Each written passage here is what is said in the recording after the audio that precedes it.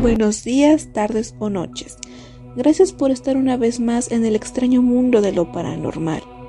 Antes que nada queremos avisarles que nos dimos un breve descanso, pero que seguiremos publicando. Gracias por esperarnos. Además, estas historias provienen de RTM Ediciones de su colección de historias de terror, a excepción de la última. Sin nada más que agregar, comencemos. La industrialización trajo grandes cambios. Con ellos, las viejas historias y leyendas parecieron olvidarse. La gente entusiasmada veía cómo los avances no solo les permitían desarrollarse y conseguir mejores empleos, sino que también esos cambios se convertían en un medio de transporte. Tal fue el caso de la máquina de vapor, y con ella el famoso ferrocarril que llegó cuando nuestro país atravesaba por el Porfiriato. Por aquellos años, se buscaron nuevos caminos para cortar las distancias y llevar el progreso hasta donde se permitiera. De esta manera se inició la construcción del ferrocarril que atraviesa justo por encima de la tierra de Sor Juana Inés de la Cruz. Allí se reflejaban en las miradas el entusiasmo de los productores al saber que pronto sus cosechas podrían ser transportadas por aquella fantástica locomotora. Y es justo aquí donde comienza la historia. Jacinto fue el encargado de llevar a cabo la construcción de la nueva vía ferroviaria. A su cargo tenía más de 100 hombres de campo, rudos y fuertes, que trabajaban sin cesar, llevando grandes cargas a lomos de animales. Cuando los encargados le decían qué hacer, dónde había que dinamitar, por dónde debía cruzar la vía, en fin, era una tarea bastante pesada, por lo que el trabajo se hizo cada vez más extenso. Fue entonces cuando en un claro empezaron a tornarse cada vez más difíciles las tareas. Las viejas supersticiones no tardaron en aflorar. Son los demonios del bosque, se decía. Son los duendes y las brujas, se comentaba. No, son bolas de fuego que no nos permiten trabajar. No cesaban las supuestas explicaciones. Cuando eso llegó a los oídos de los altos funcionarios en la capital del estado, de inmediato mandaron a gente capacitada para concluir con aquella aparente imposible labor. Al llegar estas personas se encontraron con mucho alboroto, gente que había hablado de más, tal vez por temor, ignorancia, resignación, en fin, toda una gama de creencias ante sus oídos y lógicas. Pensaban que solo era cuestión de dinamitar con mayor carga. Fue entonces cuando Pedro, un trabajador mal encarado que por ambición quería el trabajo de Jacinto, empezó a comentar que ese lugar estaba maldito y lo protegía un gran demonio. Las risas no se hicieron esperar, con todo y que él afirmaba que aquel demonio no solo era real, sino que además se comunicaba con él, diciéndole que era el único dueño de aquel cerro y que no les iba a permitir que construyeran ninguna vía ferroviaria. Los funcionarios, como era de esperarse, pidieron a los demás trabajadores que se llevaran a Pedro muy lejos de aquel lugar, advirtiéndole que no regresara si no quería verse en problemas con el gobierno. Él accedió, no sin antes volverles a advertir de lo que podría pasar. En efecto, pasaron los días y no podían derribar aquel peñasco a pesar de las cargas excesivas de dinamita que utilizaron. Incluso no podían ni pensar en cambiar la ruta, ya que esto cargaría más gastos, más jornadas y más gente. Cuando la terquedad de estas personas se hizo más fuerte, ocurrió algo que nadie se explicaba. Las vías de acero que habían dejado la noche anterior, a la mañana siguiente estaban dobladas completamente, como si algo o alguien tan fuerte las hubiera estrujado con gran facilidad. Los siguientes días ocurrió lo mismo hasta que aquellas vías desaparecieron por completo. Fue entonces cuando mandaron a llamar a Pedro, quien además gozaba de gran fama al saber que este hombre estaba entregado a la brujería negra. Si dices que en realidad hay un demonio, pregúntale, ¿qué debemos hacer para continuar con nuestro camino?, preguntó el encargado con sarcasmo. Pedro lo miró seriamente y sin vacilar respondió: si me permite regresar con voz de mando, esta misma noche le diré cómo romper ese peñasco sin la necesidad de la dinamita. Aquellas palabras fueron interrumpidas con las risas de los demás trabajadores, que para entonces escuchaban atentamente. Trato hecho, dijo el encargado, pero que quede claro que para mañana quiero ese peñasco abajo. Dicho esto, se dio la media vuelta y se fue, siendo alcanzado por Jacinto, quien le comentó: no le creerá tal cosa, ¿verdad, patrón?, decía mientras caminaba a paso apresurado. Jacinto continuó tomándolo del hombro. Esto ya no está en mis manos. Si ese maniático logra tirar el peñasco, Mañana estaré de regreso y tú continuarás al mando. Aquella noche estaba por demás oscura, solo se escuchaba a lo lejos el ulular de los búhos. Todos los trabajadores habían regresado al pueblo, no sin antes recibir la orden de que al día siguiente se presentaran al salir los primeros rayos del sol. Y en efecto, a la mañana siguiente todos estaban preparados. Fue entonces cuando llegó Pedro a encararse con el encargado. He cumplido con mi parte del trato. ¿Ahora tengo el mando? El encargado lo miró con desconfianza. Todavía no, aún no has cumplido lo prometido. Desde aquí veo el peñasco todavía en pie, dijo alzando la mirada. Ese peñasco ya es cuestión del pasado, decía Pedro con confianza. Es muy simple. Él quiere, a cambio de tirar ese peñasco y de construir la vía ferroviaria, las almas de los pasajeros del primer tren que pase y las almas de niños inocentes para la cimentación del túnel. Está loco, se escuchaban murmullos, pero el encargado era un hombre muy testarudo y nada supersticioso, por lo que aceptó sin más. Cuentan que cuando estaban construyendo la cimentación, esta caía una y otra vez, sin explicación alguna. Fue entonces cuando el hijo de un trabajador bajó para acomodar algunos postes que se habían movido. El pobre muchacho no tenía más de 12 años y ya andaba laborando en la construcción. Desafortunadamente, no escuchó la orden para salir del hoyo y el cemento lo sepultó por completo. Las lágrimas de muchos brotaron de inmediato, pero ante los ojos incrédulos de todos aquellos, el cimiento permaneció en pie, sin necesidad de más material. En efecto, no acabó el año sin ver aquella vía terminada, y en cuanto al trato, ya todos lo habían olvidado. No tardó en llegar el día de la inauguración. 25 personas abordarían aquella tarde el ferrocarril para llevar consigo la primera carga, la que consistía de azúcar y carbón.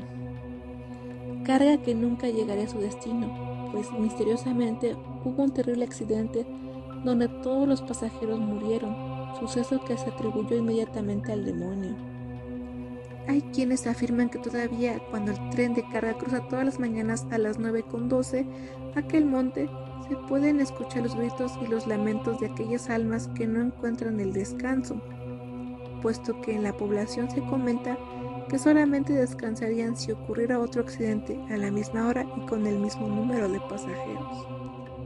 El amor puede traer no solo alegría, también terribles calamidades, como le sucedió a mediados del siglo XVI a doña María de Ávila, una joven bonita y rica, quien tuvo la mala fortuna de enamorarse de un humilde mestizo, que solamente quería casarse con ella, no por amor, sino por conseguir dinero y posición. Los hermanos de la joven, al enterarse de quién era el objeto de los suspiros de su bella hermana, le prohibieron que cruzara palabra con el mestizo, y a este fueron a verlo a la casucha donde moraba. Cuando llegaron, el hombre le salió al paso y muy envalentonado le dijo que él se quería casar con doña María. Sin embargo, los hermanos, advirtiendo una chispa de codicia en los ojos del hombre, le ofrecieron una cantidad superior a la que él había imaginado recibiría al desposar a la joven, por lo que, mostrando su ambición sin disimulo, aceptó de inmediato el oro y desapareció para siempre de sus vidas. Lo hizo sin decir ni siquiera adiós a la enamorada muchacha, quien se deshacía en llanto al no saber nada de su amado. Los hermanos, que no eran precisamente comprensivos ni cariñosos, fastidiados por el dolor que mostraba su hermana todo el tiempo, decidieron enviarla a un convento. Una vez ahí, pese a los rezos y ruegos de las monjas, doña María insistía en que se quería morir y solo rezaba por el bienestar de quien creía que la amaba. Presa de locos desvaríos, la muchacha buscaba al ingrato por todos los rincones del convento de la Encarnación, actualmente calle de Luis González Obregón, sin resultado alguno, hasta que desesperada y enloquecida acabó con su vida ahorcándose en un árbol de la huerta del convento. Fueron las monjas quienes bajaron el disminuido cuerpo de la muchacha, quienes se encargaron de darle cristiana sepultura, pues sus hermanos, avergonzados de que doña María se hubiera quitado la vida, no quisieron saber nada al respecto. Meses después empezó a aparecer el espíritu de la ahorcada en el convento, aterrorizando a todas las monjas, quienes veían su desfigurado rostro en las paredes de sus claustros, en el agua de la fuente o en el coro. Así pasó el tiempo, y poco a poco, después de mandar decir infinidad de misas por el descanso de su atormentada alma, dejó de aparecerse. Todos creyeron que ya finalmente había alcanzado la luz del Señor, pero tiempo después se supo que el que había sido su amor y la había dejado por dinero, también había muerto ahorcado en un árbol de una plaza pública en un barrio desconocido de la provincia de Culiacán. Nadie hubiera sospechado absolutamente nada, ni lo hubiera relacionado con el fantasma de la monja ahorcada, de no haber sido porque el infeliz colgaba del lazo característico del hábito que vestía doña María. El centro histórico está plagado de leyendas que desde luego tuvieron que ver con la nomenclatura de las calles. Así tenemos la esquina que esta vez nos ocupa y que es la de Guatemala, primera y segunda calle de Correo Mayor, y la primera calle del Carmen. Ahí hay una placa que explica que antiguamente esa era la calle del Indio Triste. Esta se sitúa a mediados del siglo XVI, en la que se cuenta que ahí vivía un indio que era incondicional del virrey en turno, y que a cambio de su información recibía privilegios como vino, oro y mujeres. La información consistía en delatar a sus hermanos de sangre y condición en lo referente a su idolatría, pues muchos de ellos, pese a fingir haberse vuelto cristianos, seguían adorando sus dioses ancestrales, calificados por los conquistadores como simples piedras. Pues bien, el traidor fingía ser un devoto cristiano y, como era de esperarse, también él a escondidas seguía rindiendo culto a la fe de sus mayores. No tardó mucho en llegar a los oídos del virrey esta noticia y entonces, como castigo, el indio fue despojado de todas sus posesiones, casa, dinero y todos sus privilegios. Al verse en esa situación y sin que nadie lo quisiera auxiliar por su anterior comportamiento, el indio decidió quedarse en la esquina de la que fuera su casa, sentado en el suelo, con los brazos cruzados sobre las rodillas y la mirada perdida. No tardó en morir de vergüenza y dolor. El virrey, como escarmiento por su traición, todavía mandó hacer una estatuilla del infeliz y la colocó en la esquina. Desde entonces se le conoció esa calle como la del Indio Triste. Sin embargo, algunos historiadores afirman que toda esa leyenda es falsa, que el indio nunca existió y que esa estatuilla perteneció al palacio de Axayacatl, mientras que otros afirman que era un monolito encontrado en el templo mayor. ¿Verdad o mentira? Solo sabemos que se trata de una leyenda. Antes de pasar a la última historia que tenemos hoy, les recordamos que pueden seguirnos en todas nuestras redes sociales, que están en el link de los comentarios. Y no olviden suscribirse y activar la campanita de notificaciones. El Charro Negro. Esta leyenda nos ubicaremos en el municipio de San Pablo del Monte Tlaxcala.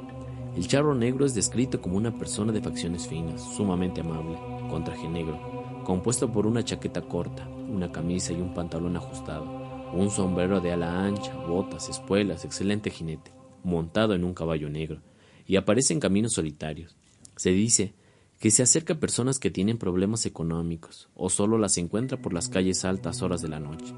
Se dice que ofrece riquezas y una vida fascinante a cambio de algo muy especial, que son vidas de inocentes, pero depende del trato. El Charro Negro es un demonio o un alma en pena. Es un ente de maldad pura, cruel y sádico, manipulador, ya que él le gusta ver el dolor de los demás, y que es honorable respecto a los tratos que hace, y siempre cumple con su palabra. Puede ser un recolector de almas, puede transitar entre el mundo de los vivos y el de los muertos, y solo aquellos que acepten su ayuda, y si reciben dinero de él, terminarán recibiendo una vida de desgracias. En el último de los casos, deberán entregar su alma. Esta historia advierte sobre el peligro de ceder al dinero fácil y los pactos oscuros. Refuerza la idea de que las apariencias pueden ser engañosas y que el camino fácil a menudo tiene consecuencias malas.